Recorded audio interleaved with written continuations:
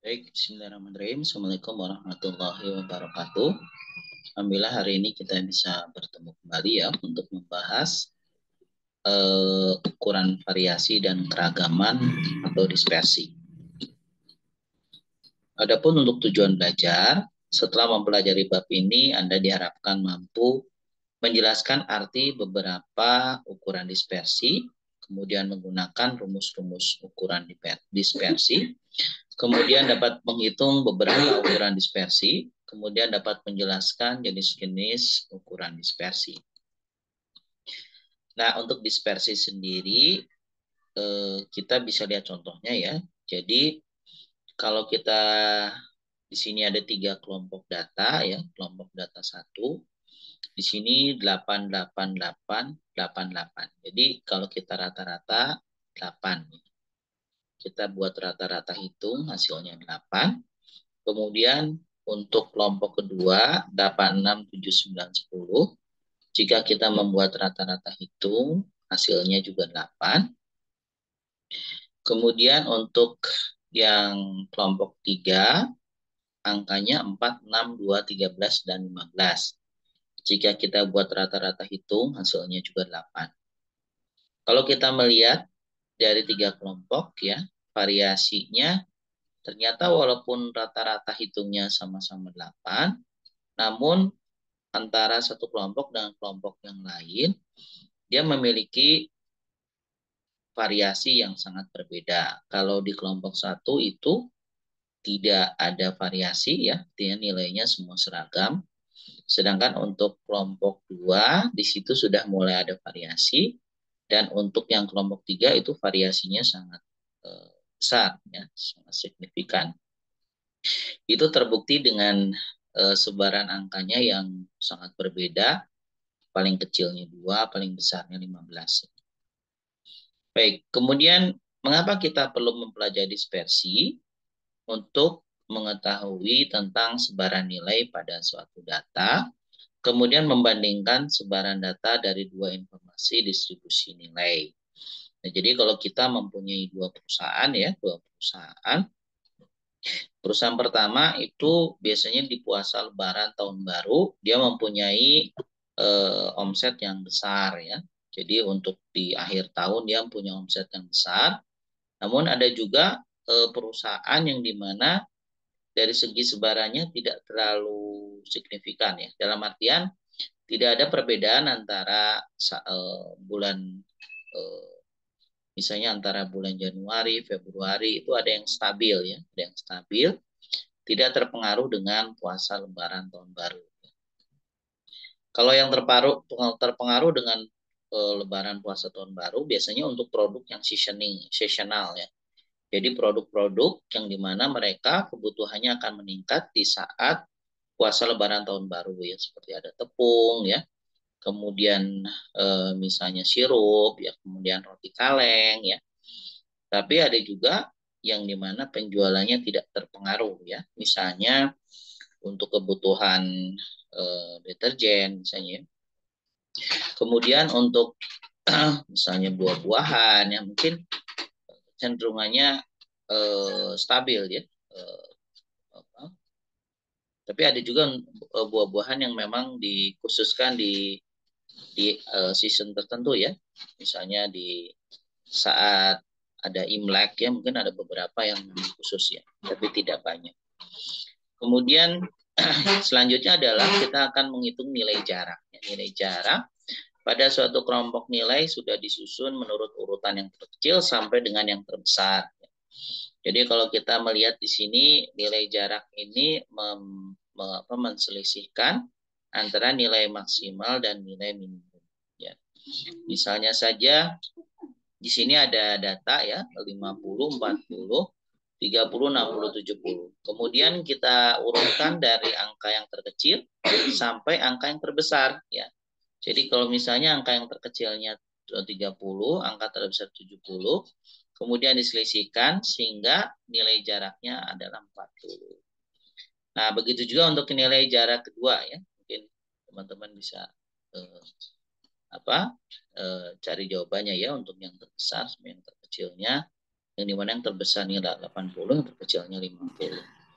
Kemudian untuk rata-rata simpangan, ya, untuk rata-rata simpangan ini bisa berdasarkan simpangan terhadap rata-rata hitung, juga rata simpangan terhadap median. Jadi artinya bisa diselisihkan dengan rata hitung, juga bisa diselisihkan dengan mediannya, ya, atau nilai tengah.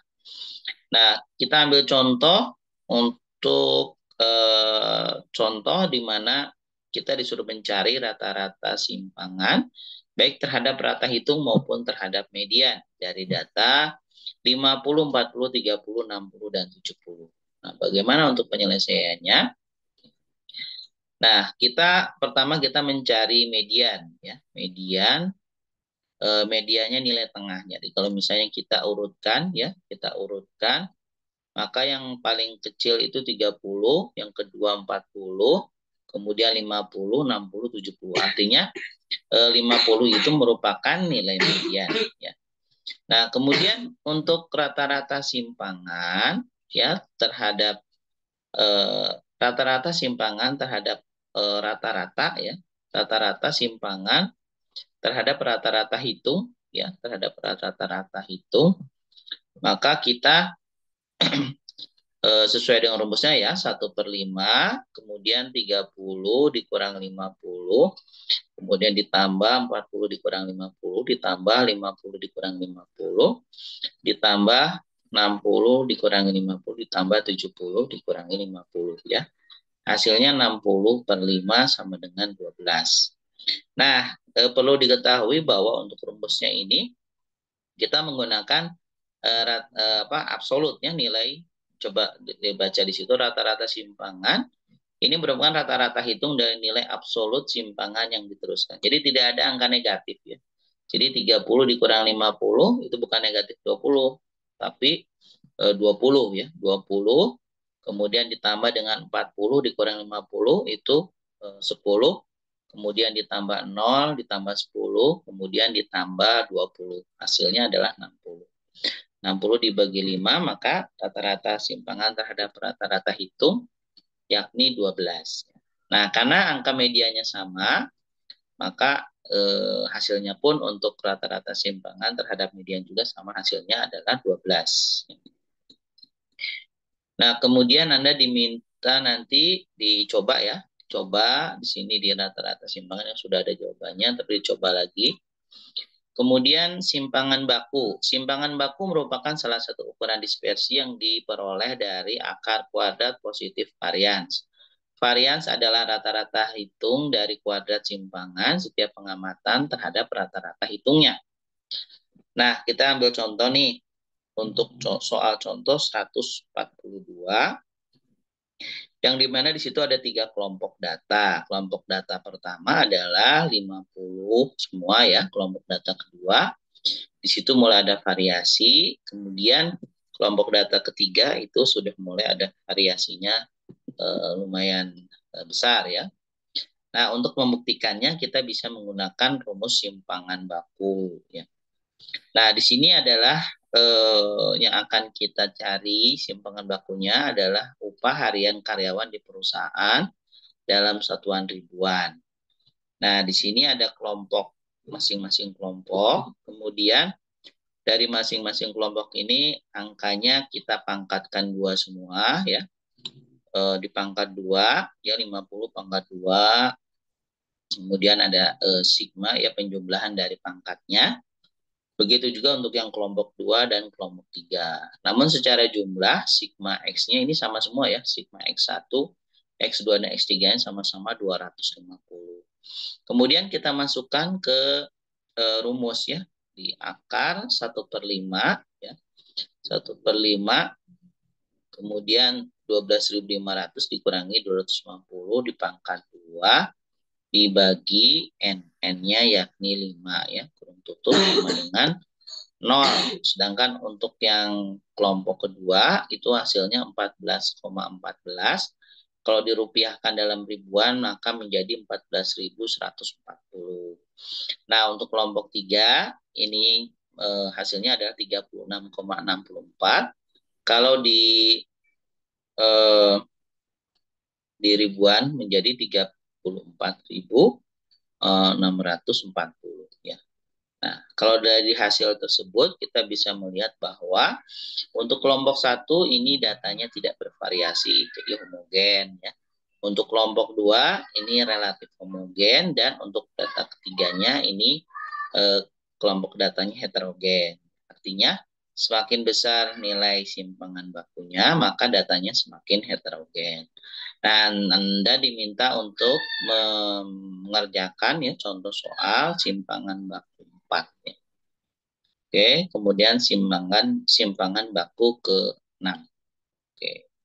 Kemudian untuk nilai jarak kita di sini ada dua ya. Yang pertama ada dua cara. Yang pertama adalah nilai tengah kelas terakhir. Jadi 80 ditambah 84 dibagi 2, 82. Kemudian nilai tengah kelas pertama 60 ditambah 64 dibagi 2, 62. Jadi diselisihkan.